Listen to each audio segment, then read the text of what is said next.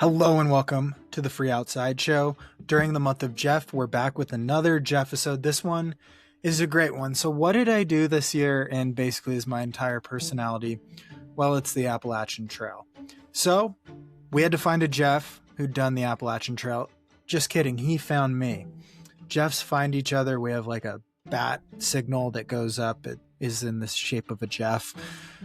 And so he sent me a message and it was like, absolutely, come on the podcast. Let's talk Appalachian Trail. I think this is really fun because it goes into a lot of things, lessons, kind of day-to-day life, how Thru-Hike goes, how much it costs, things that didn't expect to happen and did happen. And we just share for over an hour. It's a really good conversation. And also, Jeff Coull is his name. He also is in his 30s, and there's not a lot of thru-hikers in their 30s, and he talks about how he wanted to do this for a decade and then finally made it work. So I think that's really important. And if you want to check out his blog, I believe it is, let's see here, stalling, Coull, Coull, bean.com. And it's really amazing. Actually, he put in this tracker where his photos are, have like the metadata of where they were taken, and it shows where on the hike he took each of those photos. So it's a really cool blog to look at if you have any curiosities about the AT or want to see anything.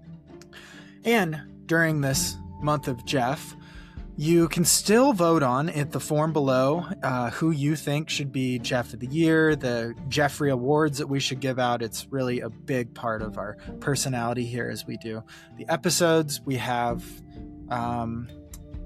all kinds of stuff coming out. You can support the show, patreon.com/freeoutside. There's a Free Outside movie. All these links are in the episode description, so click on that, whether you're on YouTube or whatever, and check it out. Let's just jump right into the episode. Maybe I'll talk about some other stuff on the backside. This is Jeff Side Quest. Cool. The month of Jeff continues, and I recently got a comment that I need to have on, or I need to give the thru-hiking world some more love. So we dug around and we found a Jeff. And so we have Jeff Coull here. Am I saying your last name right? Yeah, you are. Okay, like Cool Beans, like your blog. Yeah, that was just like a random thing, but yeah, just seems like an easy to remember thing. Yeah. And so Thru-hiker 2025, just like myself. So I thought we would just chop it up with some similar stories, similar pacing, similar everything, right? Yeah, sounds good. And so let's start off first. How long had you wanted to do the AT, and how did you make it happen this year? I think I wanted to, I don't know, like I would say I wanted to hike the AT probably for most of the last 10 years. Mm-hmm. But it was really just like, for most of that time, it was just a want. It was like, someday I would aspirationally love to do this thing, but it felt so far beyond what I felt like I could possibly make happen in my life. But then last year, like May of 2024, there came a day where it just became like, I need to. I'd had this realization that if I ever got to a point in my life where I realized I no longer could, that would be devastating to me. That would feel like death, like in a way, if I realized I couldn't do it. So that kind of became the predominant thing that drove me forward, to make it happen sooner. Wow. When you have this thought, how did you set things in motion to be able to carve out 150 days to do this adventure? I mean, like, my girlfriend had known always that I wanted to do this. So it wasn't like it was coming completely out of left field. But the first and the most difficult conversation was going to her and saying, like, what does this mean for us? Like, how do we make this happen for our life? Because that feels like a big deal for me to just drop this on you and say, I'm going to disappear for 6 months and I need you to like keep all of the balls in the air that we have in our life together. Yeah. And it also felt like the kind of thing that, like, if I don't know, it felt like the kind of thing she could interpret as a lack of love for her. Like, like, why would you need to go do something for 5 or 6 months by yourself.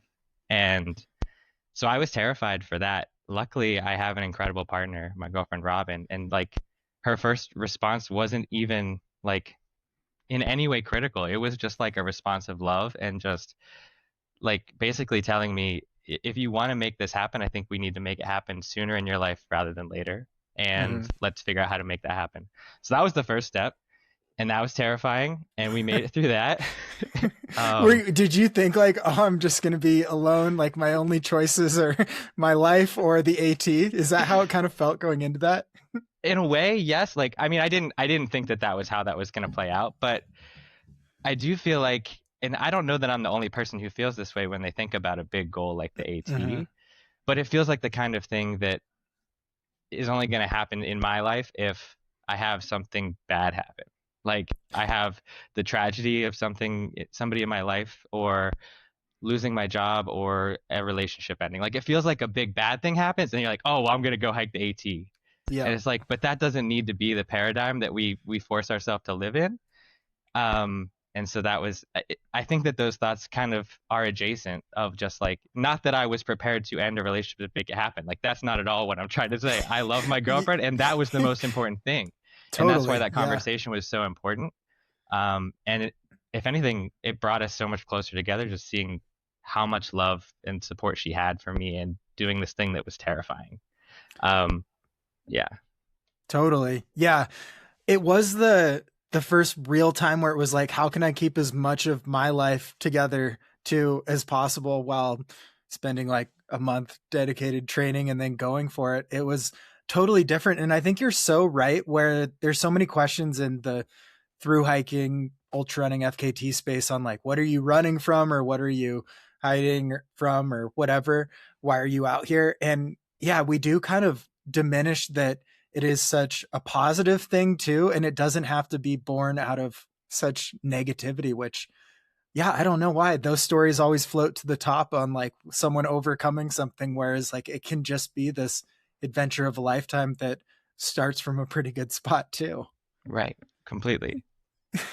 So, speaking of your girlfriend, your partner, we both carried things along the trail. So, I'd love to hear about the Robin Rock because I believe that started like day one, right?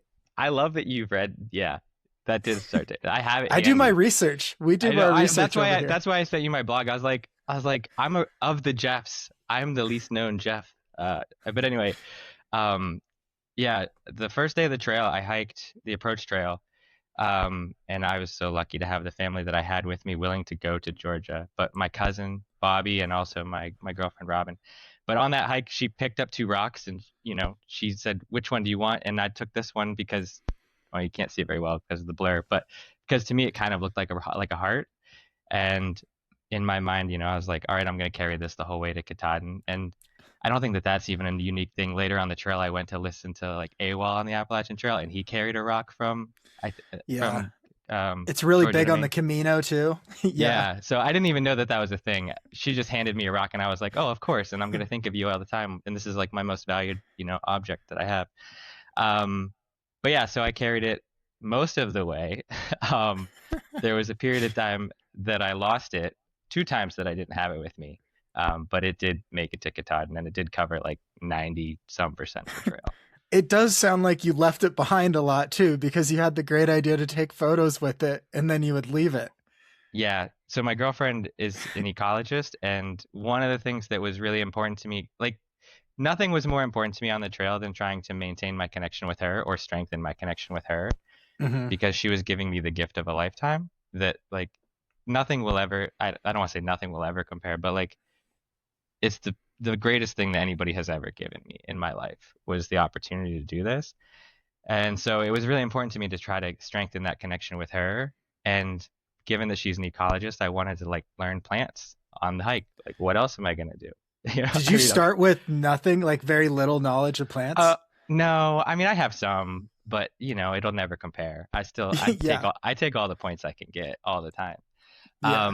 But so to me, like, learning the plants, as quickly or as many of the things along the trail as I could. And so I had like, a little helper app on my phone that, would identify things for me, and I'd take a picture and I'd hide the rock in the background of the picture to see if she'd notice it whenever I did my photo uploads.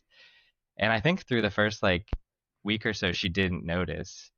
But Wow. then I had some sort of high frequency of realizing I would leave the rock behind. Like I would take the Hmm. picture, look at the picture, put my phone in my pocket, and then start hiking and be a quarter mile down the trail and realize, oh my gosh, I left the rock, throw my pack on the ground, run back, look through a field of flowers of all of the exact same flower, trying to find the one that I took a Are you picture of like with the rock. holding up your phone, like trying to figure out the exact looking flower too? To the extent that I can. Yeah, like I'm telling you, there were a couple of times where I was just like, that's it. It's over. Like it made it a week. And then as soon as I'd have that thought, I would find the rock and I would be like, okay, like I need to come up with a better strategy for this. And Yeah, it would be funny, well, sad, if you lost it the first week and she never noticed that it was in the photos too. Like you I, put all the effort in. yeah. Eventually I kind of spilled the beans and I was like, it's in a lot of these photos. You should check it out. But after I lost it enough times, and one time in particular, where like I left it in the Smokies, like halfway up the climb into the Smokies and didn't realize it for maybe 2 miles later. And I was just like, I can't go back down and get it. Like that's 4 miles round trip just to like I was like, so I called a friend who I knew was a day behind me and I sent him the coordinates and I had him get the rock for me. And he had to look through a patch of reindeer lichen to try to figure out where this rock was. And to insurmountable odds he found it and carried it forward to me. I got it back in Hot Springs. Wow, that rock has lived a lifetime. Yeah, it's lived a lifetime. It certainly I, has. I always think about that with rocks too, where it's like you pick one up and throw it in the middle of a lake. You're like, that rock is going to have no interaction for like 1,000 years. But I've never thought about that, but that is so true. Like, it's such but a fun trail running or through hiking thought of as you pass rocks, you just kind of think like what kind of life they lived. And the ones on the trail, they get stepped on and touched every day. The ones like way off on a ridge line might never see humans. It's crazy. and time passes so much differently for them. You just think about like our lifetime is just like a blip on the radar for them. But Yeah, there needs to be like a children's book series with the main character being a rock. yeah, there probably is. I feel like there's no original thoughts anywhere. Everything exists. Like Yeah. AI is listening to our conversation right now, and if it doesn't exist, like it's already thinking about it. Yeah, by the time we're done, it's thought of Yeah. it. So I want to start or go back to the beginning a little bit too here. So when you started out, did you have much backpacking through hiking experience? Through hiking, definitely not. Backpacking, I'd started backpacking maybe. I think I went on my first backpacking trip in like 2016. Hmm. Um, and actually, the first time I ever went backpacking, a buddy and I drove 5 hours from Pittsburgh, which is where I lived at the time, and did Three Ridges Wilderness. Like we made a loop with the Malhar Trail, which is a blue blaze Hmm. that goes along there. And that was the first time I'd ever gone backpacking. And then since then, I've gone probably 2 to 3 backpacking trips a year for the last 10 years. So, maybe I've backpacked like 20 times and no more than 4 or 5 nights at the most, and typically like 2 or 3 nights. Yeah. And then what made the AT a goal? Like what made it intriguing? How did you find out and how did you decide that's something I want to do? Yeah, I mean, there's the part of me that wants to say, like, I mean, I knew of the AT, but I think just the coincidence and happenstance of that being the hike that we did that first time, because I mean, it was March of whatever that 2016, and it was cold in Pennsylvania, and Hmm. we were like, well, let's drive 5 hours south and see what we can find, and we landed on the AT, and I remember like meeting somebody who was trying to section hike the whole thing during the course of just being out there that weekend, and that kind of stuck with me a weird way, and I think a handful of things just kind of kept the whole thing going. But I mean, what drew me to it, I there's like this longer story of like I had this recurring dream through my life, like even before I knew Whoa. about the AT, and it was just a dream of me walking through the woods down a trail. That was it. Like it was the most simple dream that I feel like I ever had or could describe. Like I'm just walking through the woods. It's peaceful, it's calm, I'm happy. And I wake up the next day and it's just like doesn't matter what I was stressed out about the day before or what anxieties I'm feeling in my life. Like that day is a good day. It just feels incredible. And I would have that dream like once or twice a year for most of my life, most of my adult life at least. I don't know when it really started, but at some point in time, then I defined that dream as like that's me hiking the AT. Like Mm-hmm. that's how I decided to start thinking about it. And I felt like it was just pointing me to do something like that. And so I was like, well, the AT is the thing that I feel like I can relate to. You know, I've lived in Pennsylvania my whole life. The AT comes through here. Like it just seems like this huge undertaking that I have the utmost respect for. Like it's got to be pointing me to something big. It must be that. Mm-hmm. And that's kind of how I started down this path of starting to consume more content about the Appalachian Trail and starting to dream about like maybe that is really the thing that I need to do. And even when I'd have the dream then and I wake up from the dream, I'd look over to my girlfriend and I'd be like, I was hiking the Appalachian Trail last night. And she would totally know what that meant. Like that was not something she needed to ask more questions about. It started to become a thing that was just common that she knew what it meant. Wow. Okay. And then what did you have like a job that you had to figure out too in order to go on this hike? Because we hit on the partner side. I did. I worked a corporate job for like 15 years, like from day one out of college through February of this past year. I worked for the same company. And as early as like last August of 2024, I let my manager know, like, because I really didn't want to put her in a bad place. I really enjoyed working for her and I enjoyed what our team did. I didn't want to like last minute, like, oh yeah, I've been planning this thing for months. See ya, I'm gone. Yeah. Um, Yep. so I let them know in August of 2024, and with the plan that I was most likely, again, assuming everything kind of went forward the way that I hoped, that end of February 2025, I would be quitting so that I could start the hike in mid-March. Man. And that's how it worked. And then did you go back to the same job? How did you piece it together? We're still working through Okay. the results of that decision. But it's I mean I left everything on good terms. I've been in touch with a couple different opportunities, some with that same company, some other opportunities, and I'm really just right now at this place where I'm trying to be comfortable with the uncertainty of Mm-hmm. what will be next. I mean, I think if you'd have asked me before, I'd have been like, "Oh yeah, I'll have it all figured out by December." Totally wrong. No, I do not have it all figured out yet by December now, but I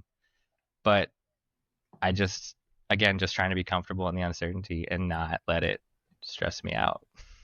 Yeah, a through hike definitely changes your life, but you don't come back with all the solutions either. So, No, not at all. Not at so all. what was it like at in the beginning, especially new to through hiking? Did you have issues? Was it hard? Like blisters, too much food, too much gear? Like what was it like now that you're finally doing this goal that you've kind of thought of for a decade and now you're doing it? Was it yeah, what was it like? I mean, it's tough. Like you get out there the first couple of days and you're like, I feel good, and but at the same time, like you've never, even if you've done 5 day, 6 day trips, which the AT is really just a bunch Mhm. of those in a row.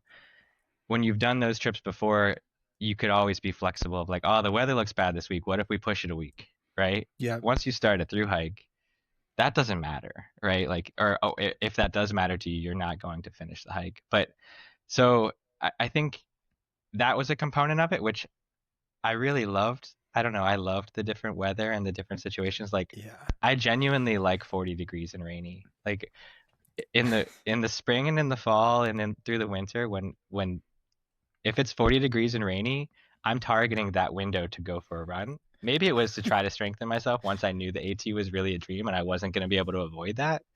But Yeah. or I don't know, it's the masochistic side of myself. But like that's just I find peace during that time. But I think at the beginning of the trail, no matter how much you prepare, unless you're someone who's through hiked or done like a really long trip before, you still feel like you're not prepared. At least I felt that way. I found Mhm. myself like wanting to be around other people more. I found myself just for validation of decision making. Like, am I doing this right? Am I making silly decisions by trying to hike 15 miles a day to start whenever the people at base camp told me I shouldn't do more than 8, and And then Yeah. my ankle ligaments start hurting like a week later. I'm like, oh yeah, that's why. Like I'm not used to just this constant downhill, uphill every day for 7 days straight. So that was, I mean, those are the kinds of things I think that were the bigger challenges. Were just like pushing through some of the just growing pains of getting on the trail and trying to figure it out confidently. How did all the content and research compare to actually being out there? Because I think it's such a unique world where thousands of people through hike and maybe 100 or a few hundred put out content. And so, like, they're responsible for so much of the expectations going into it or opinions or things like that. So, how did that compare, like your research versus reality, we'll call it? Yeah, I think a lot of the content that I was consuming, it made it seem like the most important thing was having like a trail family, like this group of people, like right out the gate that you're just hiking with all the time, or like maybe not through the day, but just like you're making plans with throughout the entirety of the whole trail. A lot of the stuff that I consumed felt that way. And it kind of led me to this belief going into like, oh yeah, that's probably what I'll do. I'll probably Yeah. just like get a group of people and stick with them. And I even mentioned like at the beginning, like I did find myself caring more about that social element of being around people, but more to just validate that I'm not making stupid decisions with this thing that I'm not familiar with. But they're all new to it too. You know, it's just, I mean, it's the blind leading the blind for 90% of it. Yep. Um, but but I definitely found myself once I got confident with, I don't know, pitching my tent somewhere other than at a shelter Hmm. or like hiking through sections of the night. Like I love night hiking. Like that became a thing that I very much enjoyed. But you grow to these different levels of confidence. And to me, I quickly realized like I actually really like kind of making my own plan. Like I like ebbing and flowing between groups. I like knowing the people that are around me on the trail and love running into them and Hmm. them catching me catching them, seeing them randomly in a town. But I also liked just opportunity to work on the things that I wanted to work on myself Yeah. and why I was there. I was there more for working on myself than I was for like the social elements that went hand in hand with it. So I think that's the biggest thing I took away. Like that was kind of a misconception for me was just like, oh yeah, everybody's going to be part of a trail family. And it almost felt like this thing to be anxious about because like, am I going to miss out on the window when everybody families up at the beginning and I'm just going to Hmm. be this lone wanderer? But I think I really enjoyed just having a lot of friends on the trail and seeing them sporadically. Yeah.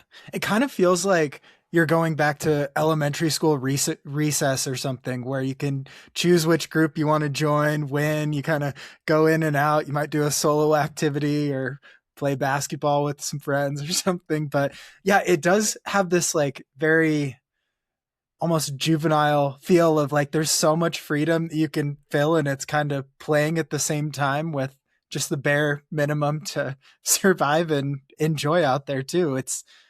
I think that's what's lost on so many people is there is this immense freedom as long as you're doing like the baseline required of moving forward, and people fill that however they want. 100%. Yeah, there's so many. I mean, there's countless ways to make it through hike work, and there's not one answer. You just have to figure out what works for you. When did you start feeling confident in your decisions and stuff? Because I remember 15 years ago, the same thing on you start out and it's like, oh, I hope I'm doing this right. I don't really quite know how this works. What's kind of the accepted way to do this? And then you see enough people, talk to enough people, and maybe they don't know, but you slowly have confidence that you know how to make the decisions. Do you know when that shift changed? I think for me, it happened around like Nantahala Outdoor Center area, like into the Knock, Mm-hmm. which I forget how many miles that is, but like before the Smokies. I, I feel like once I'd gotten to the point where I've, I've gone into a town and done a resupply, like that's a whole new concept of like trying to figure Yeah. that out on the fly. And I think that was one of the bigger scary things. It's just like, all right, obviously I packed food when I started, but how do I do this again? Like for whatever reason, it just feels difficult to go into a store and get a reasonable amount of food and figure out what's going to help me last the next 5 days. And then there's also this fear of like, oh, but eventually you're going to hit the hiker hunger and you're going to want to eat way more. And people kind of play that up as this big thing where, you're going to want way more calories than you can get. And so I think getting through that a couple of times was one of the big things for me. But also just like, yeah, just coordinating the logistics of getting off of the trail and getting back on by yourself, I think helps move things, give you a lot more confidence. At least it did for me. Yeah. What was the strategy for resupplying? Oh, I still don't know that I ever really figured it out. I, I feel like uh, the first couple times, so there was a guy who I was hiking with, he was hiking close to me, but I could tell he was a very good, strong hiker. He'd attempted a through hike before and didn't work out. So he'd already had a lot of experience. Um, and so the first town, when we got to Hiawassee, I stuck with him and I was just like following him through the grocery store and like, oh, a block of cheese. Okay, I guess that's a thing we do. Oh, a summer sausage. I guess that's a thing that we do, and like if you'd have sent me into the store by myself, those are not the things that I would have put in the cart. You were like his twin, just right behind him, grabbed the exact I same think thing. I might have even been like doing it from a distance so that he wouldn't know that I was like doing it, like, maybe following like 30 yards behind, just like, oh yeah, do this, do that. But but I mean, I still don't know that I ever figured out. Like, I think one of the things that would change the most if I were to redo my through hike would be how I approach nutrition. I feel Hmm. like I feel like I was still not getting enough protein a lot of the hike, and I was really just focused on like easy, like calorically dense foods that maybe didn't have as much protein as I should have. Not that I really had the experience of like the really downside of that, but it just feels like an opportunity that would have made me feel a little bit stronger later in the hike. Yeah, I'm surprised there's not more out there, more focus or more guidance on like what you should get if you walk into a supermarket on the AT to resupply, because it does end up being a lot of Pop Tarts and A stuff like lot of that. a lot of honey buns, a lot of Pop Tarts. I mean, I ate a lot of tuna, but then I probably edged on like mercury poisoning or something from the amount of tuna that I ate. Um, but yeah, I mean it is. But then there's times too where you don't necessarily have very many options. Like No, the yeah. best option you have is a convenience store or gas station for like It's like to 2 pounds of fudge. Yeah. yeah, yeah. Like, well, I remember when, like, following your height, your FKT, like when you were in Shenandoah and things went sideways with your box, and me just thinking about you surviving off of Snickers out of one of the wayside or the camp stores in Shenandoah, and Yeah. I'm just like, yeah, it's rough. It's like It's like sometimes it's the best you gross. can do. Yeah, Yeah. but the good thing is like when you finish, for me at least, like I don't know, I had friends in my life. One friend in particular is just like. He's like, I'm so jealous of you. You just out there eating like a king all the time, just like anything you want. And I'm just thinking, you have no idea how much I just want to get home and eat like a salad and some salmon and just eat something relatively healthy because this has not been that experience very often. It would be as much as I could make it when I was in towns, but not so much. I think that's a huge gap between being out there doing it and even if it's a long run or something, is people like you can eat anything, you're burning a bunch of calories, but you're also expecting your body to perform at a level that it's not used to performing. So they don't go hand in hand. There's no other time in your life where you'll realize the benefit of a diet and or limiting sugar or things like that, like then on a through hike, because you'll just crash in the afternoon. It's such a good way for people to see how these foods actually impact them, because the sugar rush or probably after the halfway point with the half gallon challenge, I'm sure you felt it. It's real. It's real. It is definitely real. I mean, I feel like the first half I felt strong, but the Yeah. second half of the trail, like it's just like I could just feel myself like diminished energy levels and just like getting to a point where I like I love being out here, but I'm also looking forward to just feeling rejuvenated from good food. So Yeah. Okay. One more thing on food, since we Yeah. said people should pay more attention to it. What did you eat for the most part? Like, did you make a dinner or did you cook or wraps or what'd you do? So when I would leave town, my priority was like let me maximize fresh things that as much as I could. So like I would Fresh honey buns. Yeah. fresh, yeah, fresh honey buns, yeah, not 5 day old stale like package has just like popped open because the air got squeezed out.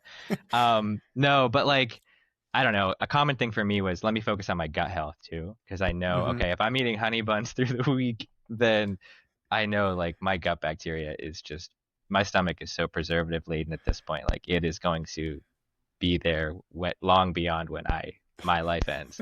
Um, but so I would, I would go, I would try to get kombucha, I would try to get yogurt when I was in town and eat those Hmm. things before I'd hit the trail, just anything to try to help. And then I'd try to carry out something fresh for me to eat for that day. And fresh, I mean, still is like a relative term. It's not honey buns, but to me, like sometimes I would take like a pint of blueberries and like a wrap from town or something, or a Hmm. sandwich that was pre-made or just get from the deli, and I would try to eat that day. Um, and early on, I was doing like the ramen bomb stuff that people do, and I was doing, but again, like I was still very heavily leaning into tuna, a lot of peanut butter. Tortilla is just like the perfect vessel for all foods, as a lot of Yeah. people have come to that conclusion, I think. So just like put anything on a tortilla, whether it's honey, whether it's peanut butter, whether it's, I don't know, just tuna, Nutella. just Oh, yeah. Nutella, just throw it on there. Um, and I'd try to get a mix of like, okay, what are the things that I'm even going to want to eat? So get something sweet, I don't know, get some candy for that just quick burst of energy and then the late evening crash that follows, or crunch up a bag of potato chips, or and just like break it down and just add that for texture into things. I don't know, but like honey buns became the thing that everybody around me seemed to be like, that's the best bang for the buck. Like the most calories per ounce you're gonna find is like this one brand of the glazed honey bun, and I fell for it. And at a certain point, I'm just like, why am I still doing this? Like, I am repulsed by this, but I'm continuing to get this when I see it because I look at it as like this valuable thing. Um, I don't know. All the right reasons. You're in the honey bun cult. Yeah, I'm in the honey bun. I'm also in the frozen burrito when you're leaving town and just let it It thaw is through the so day. smart. I Yeah. love it. So I do I grab like two frozen burritos and just let those thaw in the outside of my pack through the day. I've also done the grab a Talenti and just let it melt and just drink it later in the day, also on a hot day. And I was trying to push those concepts onto people, and they were like, I felt like it was surprisingly difficult to get other thru hikers to Huh. do those things, at least the people around me, but Yeah. they were winners for me. The frozen burrito thing is huge. On the long trail FKT, I had, I think, 18 frozen burritos. That was part of my nutrition plan for the Yeah. first 2.5 Well, and days. it's a priority because you kept track of how many that you had. Yeah, exactly. And they're just like, it's like a snack in your hand, no prep required. This should be a So bigger thing on the trail. so good. Well, I remember like I bought because I think I picked one up because I had to go down into Gatlinburg when I was in the Smokies, and so because my sleeping pad had been deflated like the entirety of the first 2 weeks. Like day one, I think I started with a hole, and it was like it was fine the last time I'd used it, but so I was like, I need to go get this taken care of. But then I brought some frozen burritos back, and I remember being in one of the shelters in the Smokies and throwing it down because they have fireplaces in most of them, if not all of them. And it was cold in the Smokies, but I threw my burrito down on like a stone in front of the fire, and everybody was looking at me like, "Well, you brought a burrito?" And I'm like, "Yeah, like it's gonna be so good." And they you could tell they were a little bit jealous, but a little bit skeptical. So Yeah. Yeah, I think we'll get people to come around. Like Big Burrito really needs to get on the AT. There's just so many spots. I mean, I think a lot of people know about it, but it's surprising how many people I don't. Underused. Yeah. Yeah. Was the sleeping pad the first thing that went wrong on the hike? Yeah. I mean, so like early on, I was like, oh, it's just getting cold overnight. So like there's less pressure. Like that's what I was telling myself the first couple of Okay. nights on trail. And I'd wake up and I would like give it a couple puffs and get it back inflated. But then I started to just realize like every 2.5 to 3 hours, I am on the ground. And then I roll over, I bend the corner up to myself and just try to like inflate it while I'm lying on it. Hopefully get myself lightheaded enough that I just pass back out and don't even really remember that it happened. But that was, so yeah, it was like, it was the first 14 days of the hike was every night just trying to deal with the sleeping pad. But and that, I mean, I got a new, switched to Nemo Tensor and used that the rest of the trail and no issues with it. So still used it Yeah. like a couple weeks ago whenever I was camping. So, What other things or adversity did you have out there? um, I don't know that I had any major adversity. I had, uh, I guess my battery brick stolen, Oh. when I was in Shenandoah. I had like I just walked into the bathroom and plugged it in to like in like one of the campgrounds and had charged it up. Like I'd gotten there for this, like there was like a hiker feed party in one of the Hmm. campgrounds, and so I was, I went in there and plugged it in before I was getting ready to leave, and went back in 10 minutes later, and it was gone. And I mean, it was one of the nice Nightcore ones. I don't think a hiker took it, honestly. Like I really believe it was just some random person who was also in the campground. Um, but that really bothered me. That took me to a really bad place that day, honestly, where like it wasn't so much like the value of the thing intrinsic, or like the dollar Hmm. value of the thing. It was more just like I intentionally picked all of the things that I thought that I would need to like sustain this hike the way that I wanted to do it, and somebody just like had no care about that at all. Like and it took me to a really low place that whole day, just thinking about somebody like stealing anything from me in this place when everything that I have is with me. Like my life Hmm. is on my back, and somebody was like, "Yeah, but you don't need this." Um, and so, but by the end of that day, I'd realized just like the worst thing that they stole from me wasn't the battery bank, but it was like all of the hours of the day that I'd spent feeling frustrated by that. Yeah. And so I remember like crossing over Skyline Drive at some point, like late in the day, right before I got to where I was going to camp. And I remember, like, I was by myself. This guy drove by, and he's just giving me like these really excited fist bumps, like obviously recognizing that I'm a through hiker and I'm doing it. And that was all it took for me to be like, oh my gosh, why am I feeling bad about this stupid thing? Like, I don't need to worry about the fact that I don't have my battery brick. Like, I'm out here having the experience of a lifetime, and other people are supporting me, even strangers who would never like Hmm. not there's 99 people who would not steal my battery brick, and I just happen to have the one person who did. And it kind of just completely changed my day, and I was like, I'm good. Like I'm not going to worry about it anymore. I'm going to figure it out. It is what it is. But that's like one of the other ones that sticks out in my brain was just that experience. I think that's a huge lesson too, because throughout the trail, there's probably 1,000 times where someone, whether a fellow hiker, someone in town, anyone helps you in some way or provides something or just assists. And then, 1 or 2 times there's a negative thing, but it's just how the world unfortunately works, where the negative thing is the takes up the most of your mind versus I don't know. Unfortunately, probably the fist pump and stuff didn't stick with you for the same amount of hours as the negativity, but it's just such an interesting thing. And especially juxtaposed with how vulnerable you are out there and how pared down and how much everything does mean to you. It's like even something small missing is like a piece of you is gone per se. Mm-hmm. 100%. I mean, the other thing that made it easy was just like, okay, like this was not one of the critical things for me to Yeah. survive. Like again, like I was never at risk of they could have taken everything I had. I was in Shenandoah. Like not a big deal. Like I would have figured it out.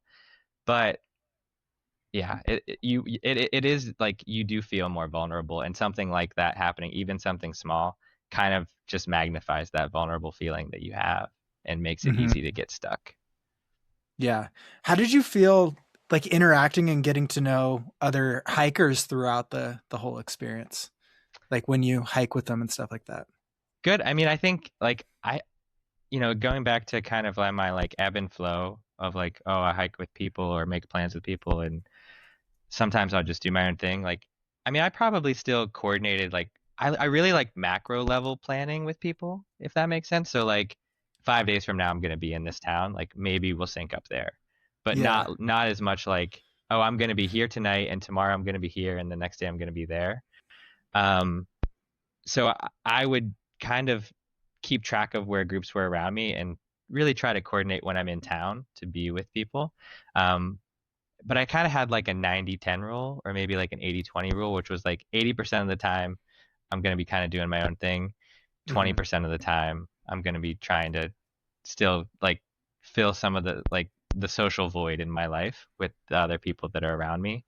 Um, and in that, like there would occasionally be times where I do hike most of a day with somebody and just have an incredible conversation about life with them and really get to know them. And like that, I'm always just very grateful for those experiences and the people that I got to have those opportunities with, because I mean, you're meeting every walk of life through this experience, most walks of life through this experience, but like there's so many incredible people and so many stories to hear.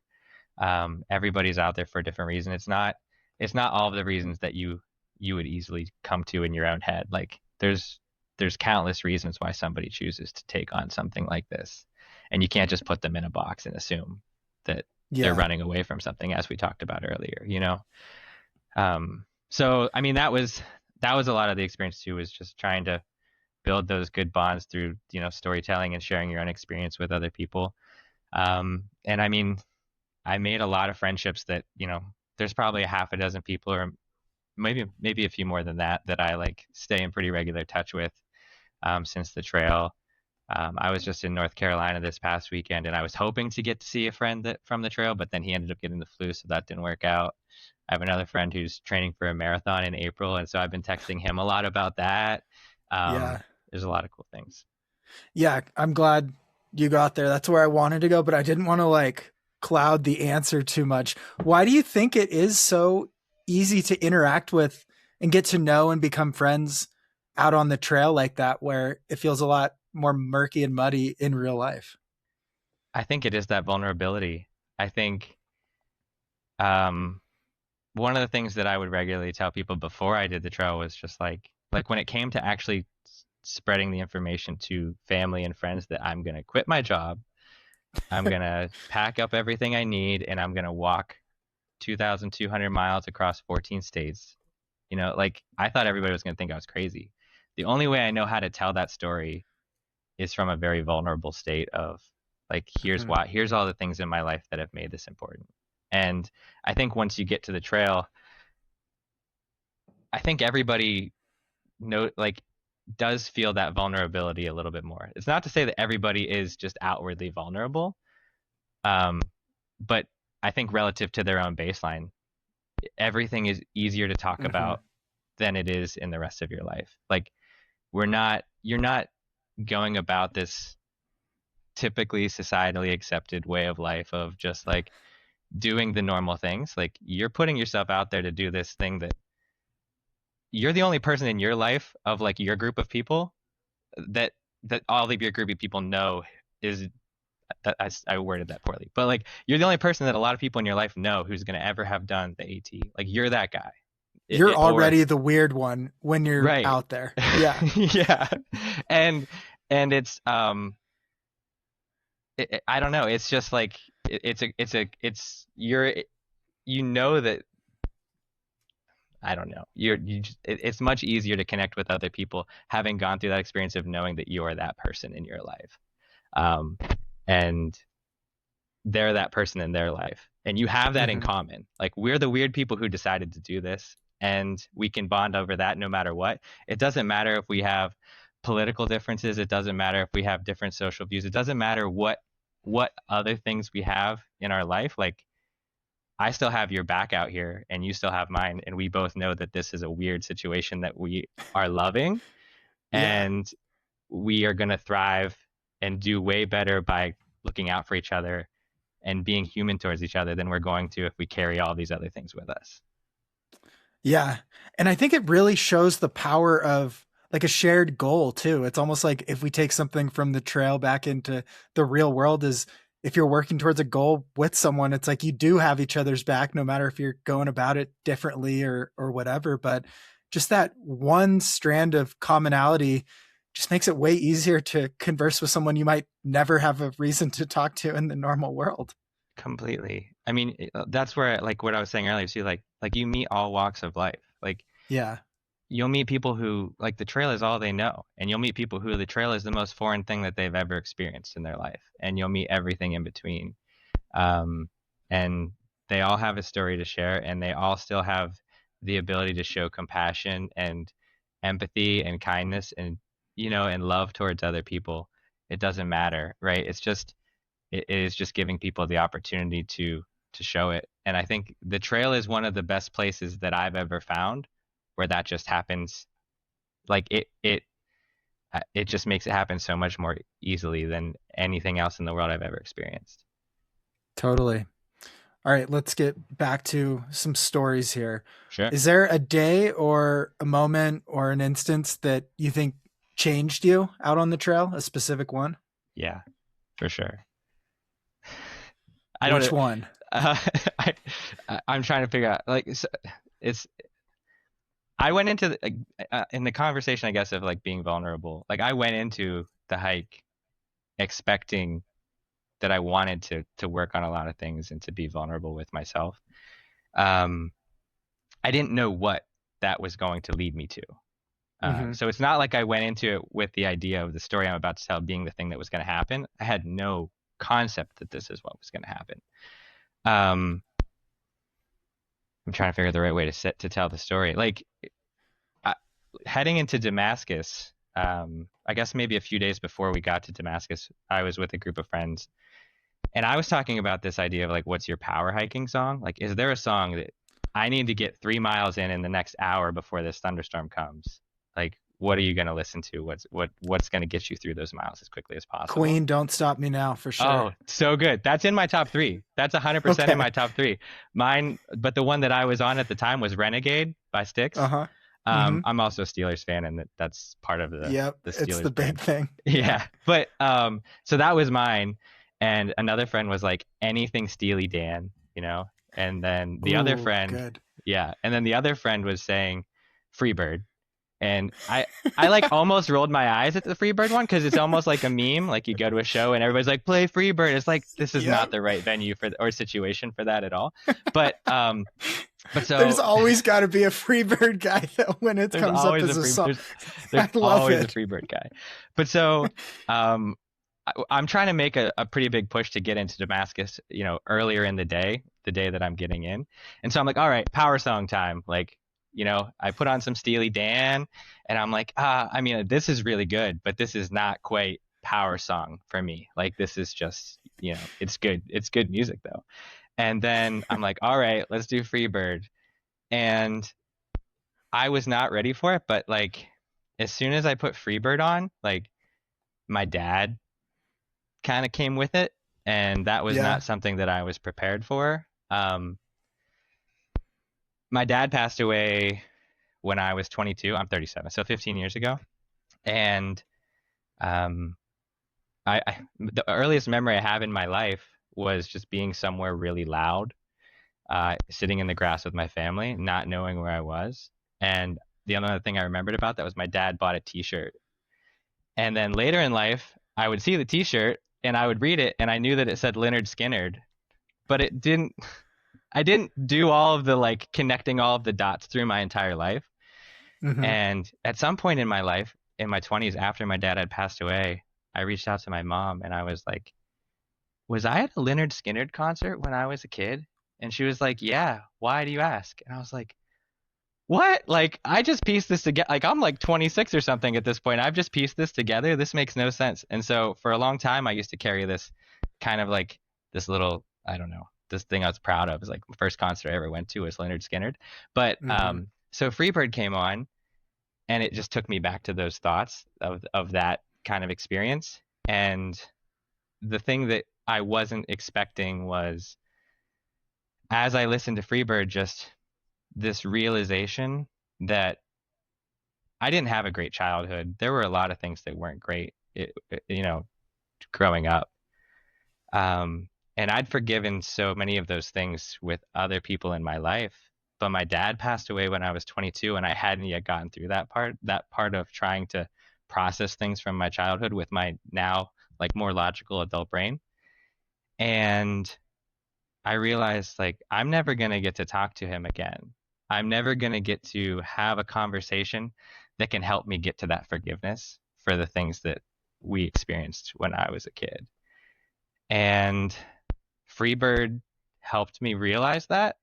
And so Freebird is like a 9-minute song, and I played it on repeat for like an hour just through the end of Tennessee, just walking with my dad the best I could and just trying to like process things, accept things, and leave some of that behind. And so one of the things that, I wrote as much as I could throughout the experience. And the thing that I was really feeling in that moment was like, I'm leaving this baggage behind me in Tennessee.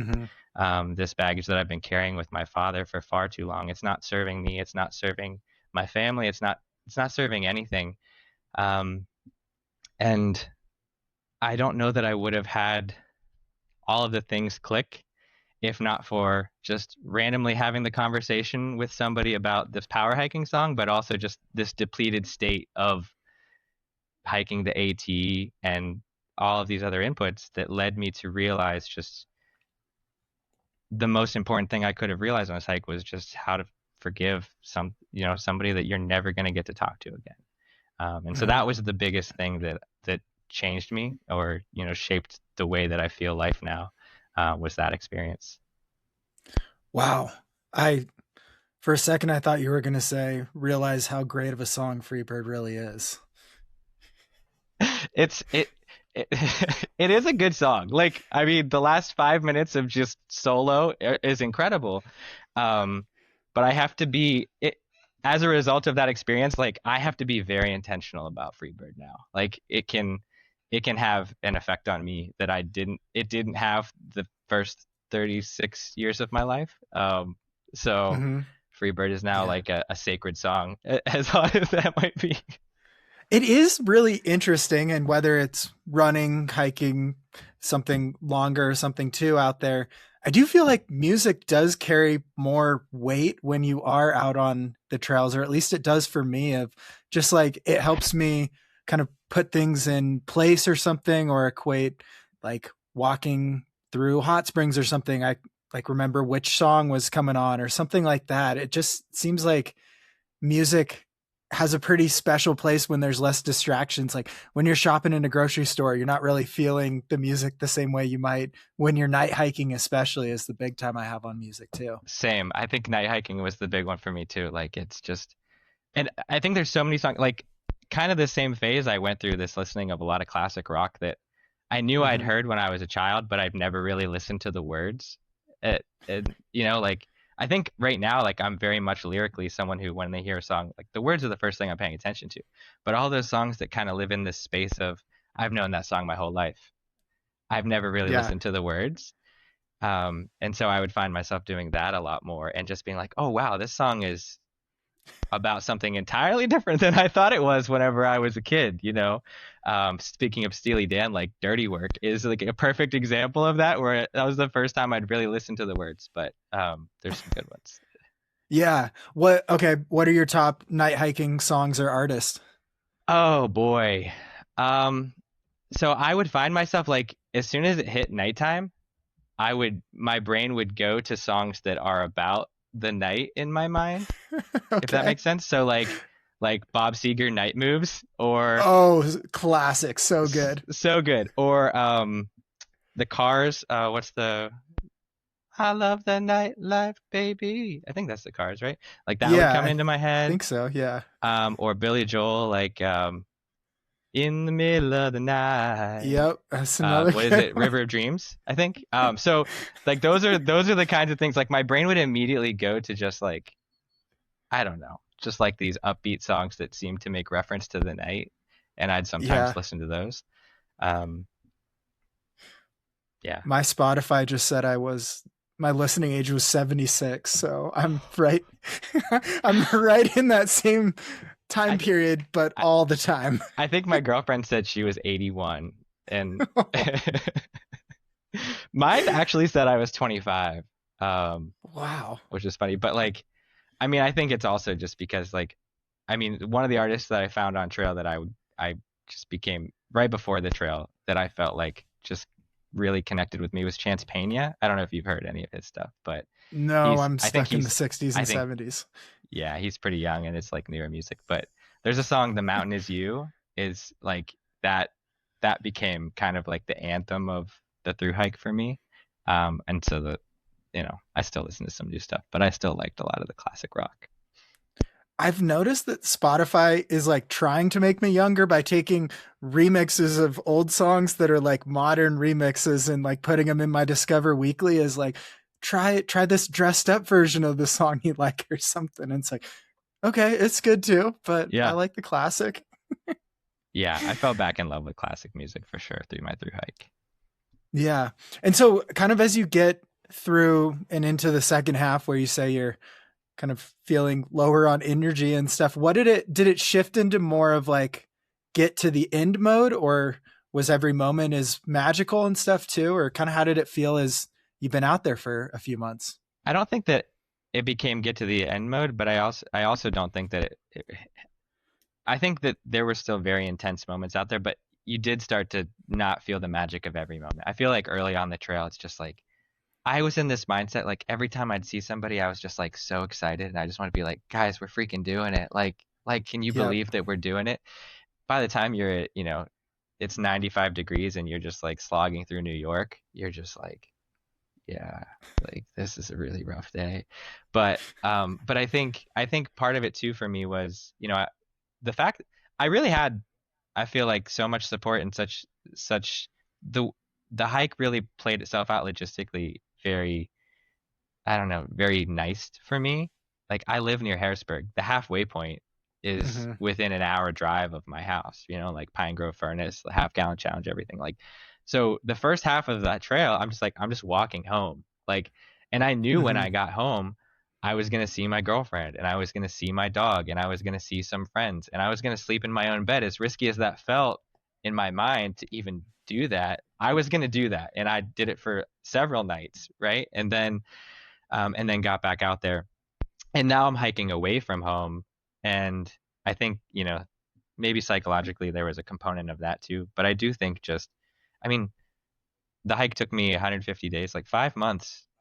That is a long time to be doing anything. And there's people who take 6 months, 7 months, and 9 months. Yeah. 9 months. Yeah. Like, or, like, I mean, and it's not a comparison point. Like to me, everybody who gets out there and does it is truly incredible. Like everybody who puts themselves through that for that long is an athlete, in my mind. But by the end, I think just energy is definitely much lower, and you kind of you know that you've become seasoned a little bit at being a through hiker. Um, but yeah, so I think that was probably a lot of it for me. But the second half, I mean, was still incredibly exciting, and in some of the ways that I know that I was just very fortunate with the support that I had. Like my girlfriend came and hiked with me for a couple of days in Vermont just to break up Oh, the trip cool. and just for us to see each other too, and that was incredible.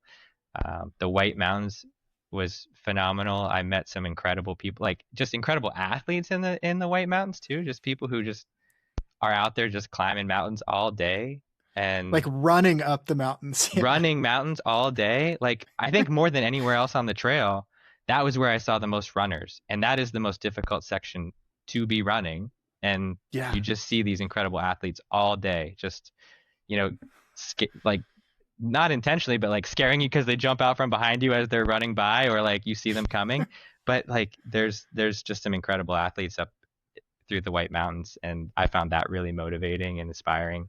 Um, Did but you yeah, have a drought too going through a lot of that northern section? Was there like a lot of limited water? yeah, I feel like, I mean, Maine was really dry for us, So dry. so Yeah. dry. Like I feel like I was regularly like just carrying as much water as I could, which was the only time on trail that was what I was doing. Because it was so hot, and I feel like it rained for us the whole way through Pennsylvania, but I feel like once we got to Vermont, basically, like it didn't rain again. It maybe just sprinkled here, sprinkled there, but I Hmm. don't feel like I had a day of like, oh, I gotta bust out the rain jacket. It was like not at all the case.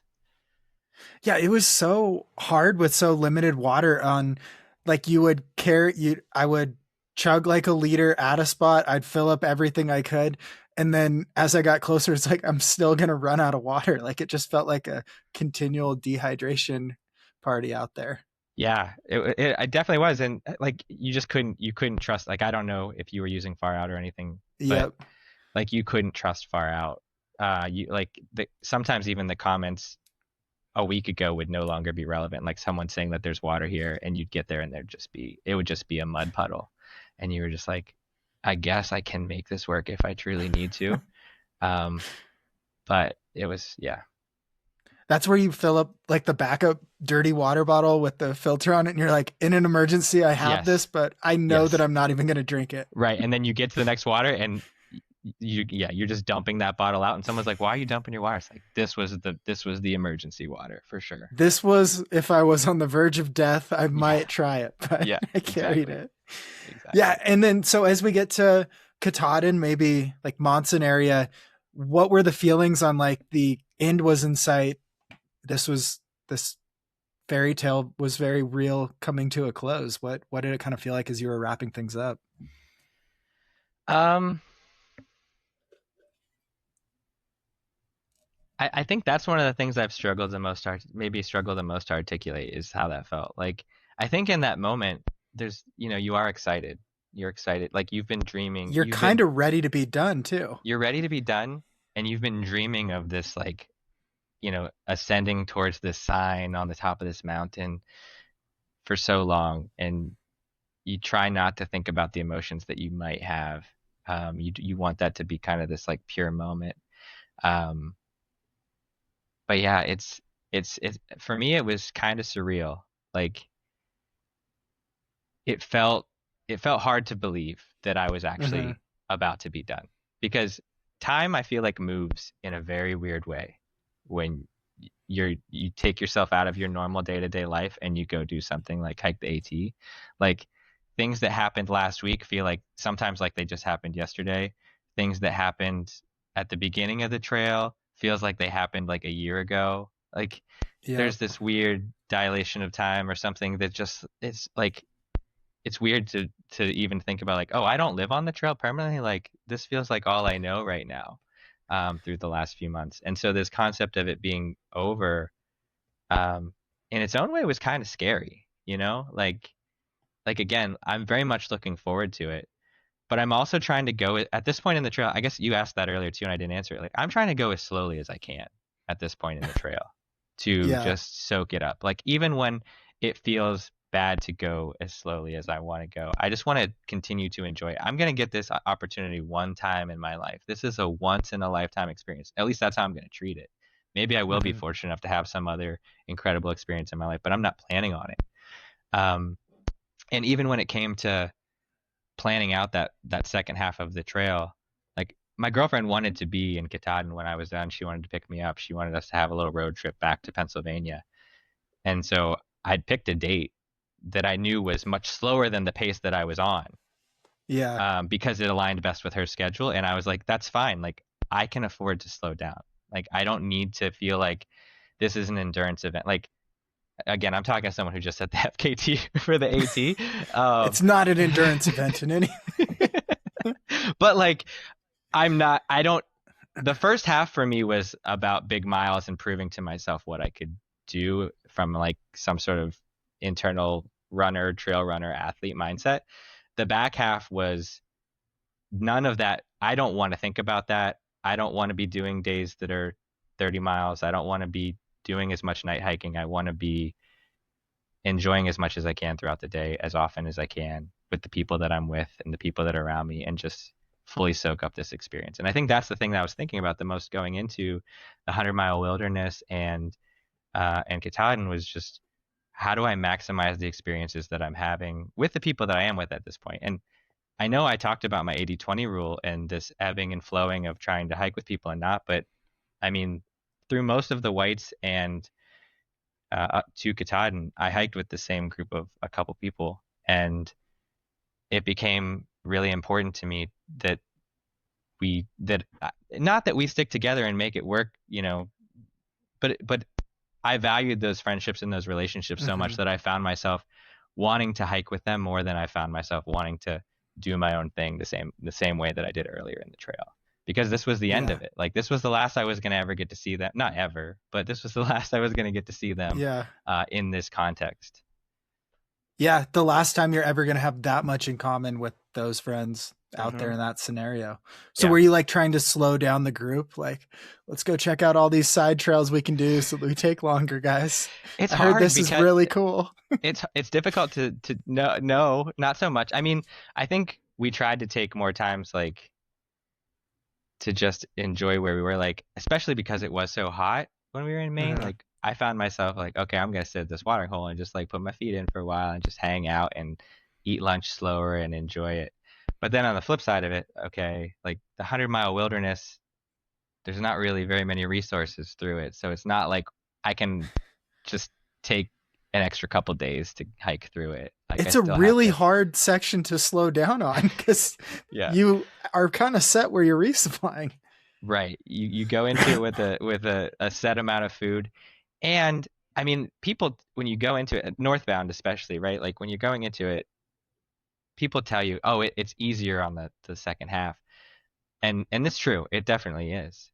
I'm not ever remotely going to make the case that it's not. But the number of times on trail that someone tries to tell you that a section coming up is easy and they are so full of it, it makes you start to not trust people at all. And so then when you're in the first half of the 100-mile wilderness, which is still very difficult when you're heading northbound, Yeah. you're thinking, I don't know, like they might have been pulling one on me again. They've done it before, you know?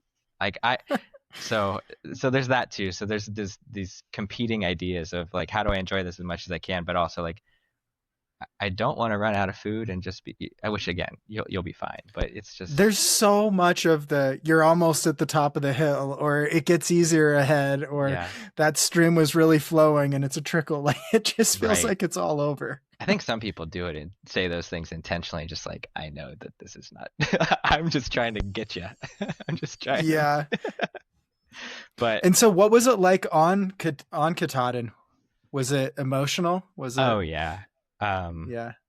I mean, you mentioned like early on, like we talked about my rock. Mm-hmm. But like my girlfriend also, where's it at? Oh, here it is. Like my girlfriend wrote me a note. I kind of asked her to.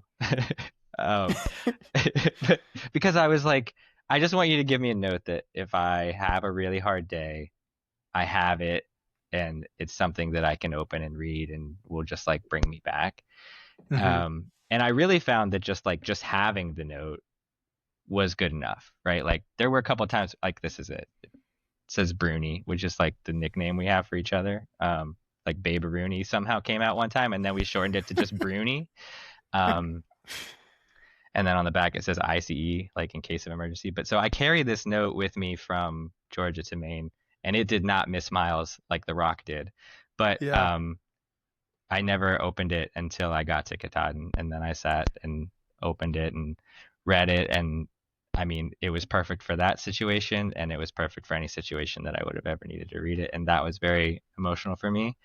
Like, I mean, as anybody is already sobbing, maybe sobbing, and depending on their experience, but like that took me over the top for sure. Um, and so that was a big part of just like I was just sitting there trying to enjoy that, take in the moment, and reflect on what it was. And I think we were up on Katahdin for maybe hour and a half, just taking it in and seeing other people come up that we'd known who we'd hiked with, throughout the trail. And it was just an incredible experience. And then we had the fun of getting to hike down from Katahdin. Yeah. The trouble of going, well, I guess either direction, but Yeah, northbound, when it's over, you've still got to self-extract. right, right. And I think that was the hardest section of the whole trail. It wasn't even part of the AT, like because we didn't go down the AT, we went down the Mm-hmm. other trail, and I just felt like you walk up to a cliff and you look down, and it's just like a boulder field, and you're just like, it takes, it's like I feel like it took us an hour to go half a mile just down this, but And it's over. That doesn't even count. Those are fake I know miles. 3 miles. I'd already stopped my Strava at the top, like. All right, I got a few quick hitter questions and then we'll wrap things up. Okay. What was your favorite trail town? Favorite trail town. Oh, I should know this more quickly. Um, wow. Why is that not so obvious to me? I mean, These are not quick hitters anymore, they're slow hitters these now. have become so. I mean, going into it, like I remember being so excited to get to Hot Springs, North Hmm. Carolina, Yeah. but that was more because I knew just like how impacted it was by Helene. Yeah. And so this is not me saying that it was like it was devastated by it. Like there was a lot of damage to Hot Springs. And so I guess I'll give them the shout out because to me, like it was still such a welcoming and inviting place, despite how impacted you knew that it obviously was there. So That grocery had some good food and stuff oh, too. it did. No, I Yeah. know exactly what you're talking about. I was in there. I got a milkshake there. It was phenomenal. Yeah. Okay, what was the best meal you had on trail? I think so. The same time whenever my battery bank got stolen at that hiker feed, the guy who puts that on, he is a hunter and he hunts bear, he hunts deer, so he's bringing bear meat and venison and all these things, and he has coolers and coolers of cold sodas and beer and everything. But the bear fajitas or the bear poppers, like he mixes like jalapenos in and all these things and like has tortillas and stuff, like Wow. it hit the spot. It was worth the big miles I put in to get there for sure. That's awesome. All right, what was your trail name? Side quest. And then why? It was mostly it was always too long of a story for me to really get people to understand it, and so I'd try to abbreviate it, and it would just make it worse. And for the quick hitter version, like it was really about losing my rock and calling somebody else and Oh, having them yeah. pick my rock up and deliver my. They really handed the rock off to somebody else, who then eventually got it to me. Like I coordinated like this series of logistics, and the person who I was hiking with at the beginning of the trail, we were trying so hard to try to help find each other trail names and doing such a bad job, respectively. Like I would offer him trail names, he'd be like, "There's no chance I'm ever taking that," and he would do that to me, and I was like, "There's no chance I'm ever taking that." But when I let him know that he needed to coordinate to get the rock and then get it to me, he offered side quests more as like, but I really felt more like a taskmaster. Like I was assigning the quest, I wasn't The doing the manager quest. of the whole AT. Yeah, exactly. Yeah. What was the best trail name you heard out there? Oh. I mean, the first one that comes to mind is Truffle Pig. Um, but it was just somebody who dug up somebody else's, previous bathroom experience. So, um, Yeah. that one's, but Truffle That's a Pig, tough one. That's a tough one. yeah. Imagine like hitchhiking into town with a family and they're like, "What's your trail name?" And it's like I, Truffle Pig and I, they're like, "Why?" I think he actually eventually adopted a different trail name. That was early on in the trail, and I noticed whenever I saw his Instagram post of him finishing, everybody referring to him to something other than Truffle Pig. And I just remember being like, "Congrats, Truff!" Like just abbreviating it at Truff and leaving it be at that. That's awesome. How much roughly did it cost to hike the trail in 5 months, do you think? I think I was in like the $8,500 range is my Hmm. guess.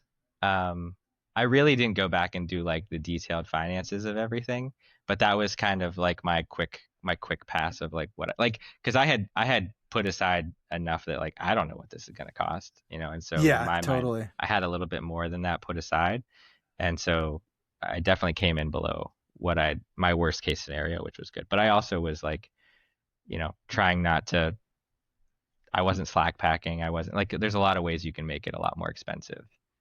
Yeah.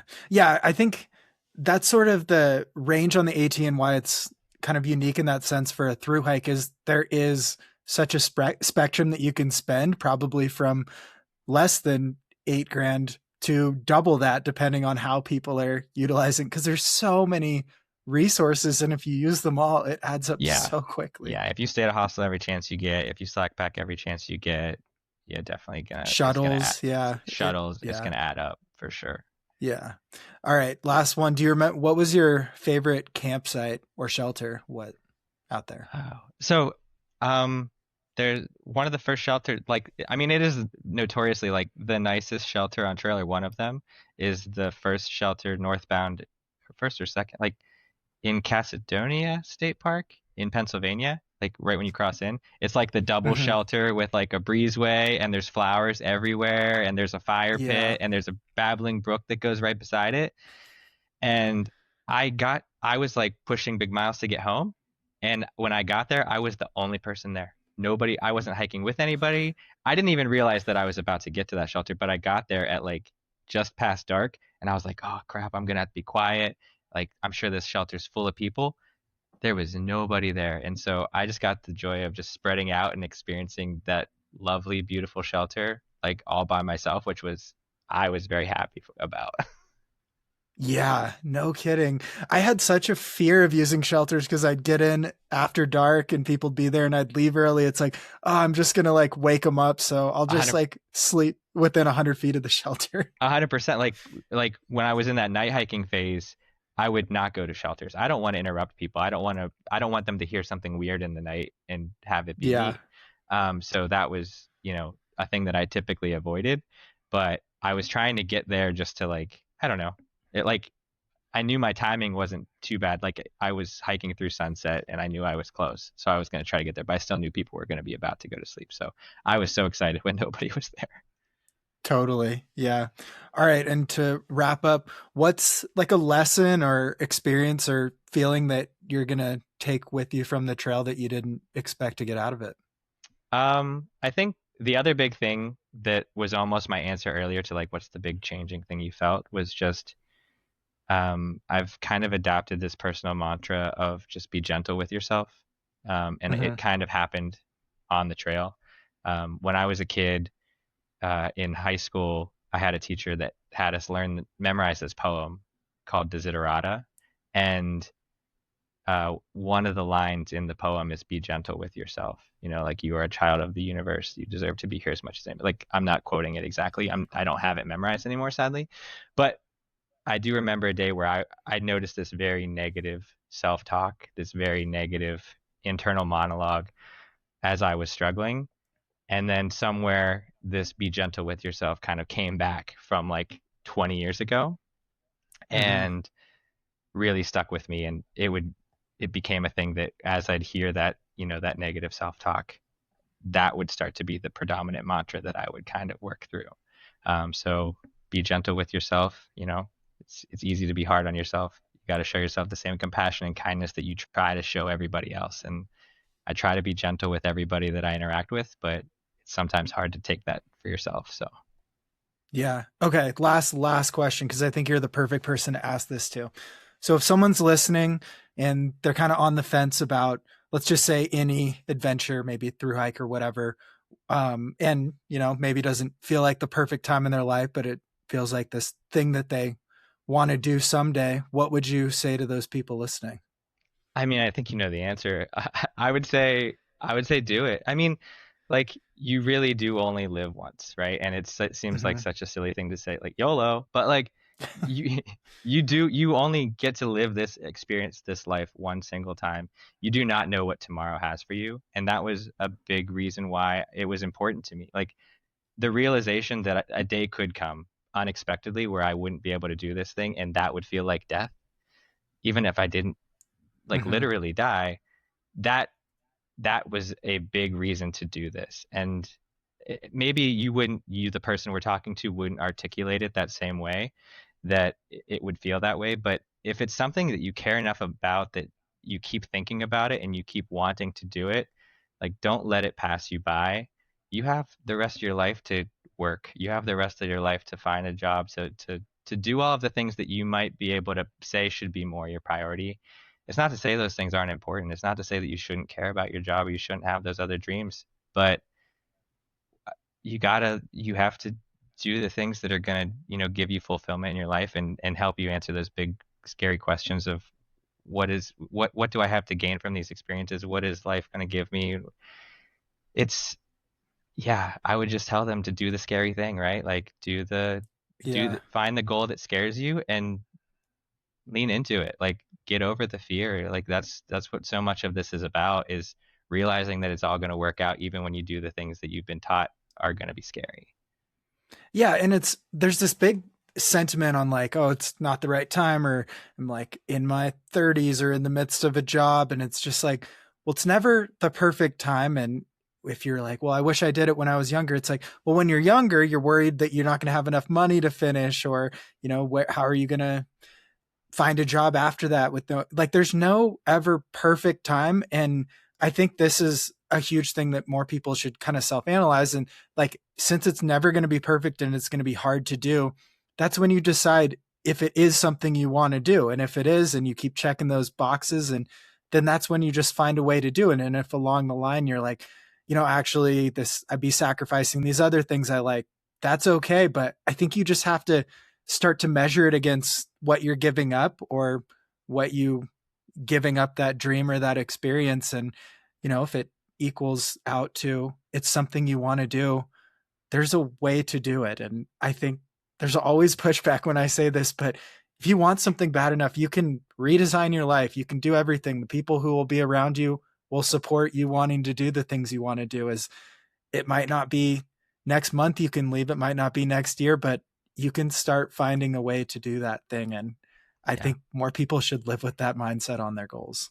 Yeah, I agree. I think I gained so much more from this experience than I could have gained in any other timeline where I choose to not do it. Like if I just kept going about my life the way that it was, versus having had this experience, hands down, no regrets, no reason to think twice about it. Yeah. All right. Well, this was our AT correspondent, Jeff Coull, here, reporting for duty live from the East Coast. Thanks for jumping in. For sure. Yeah.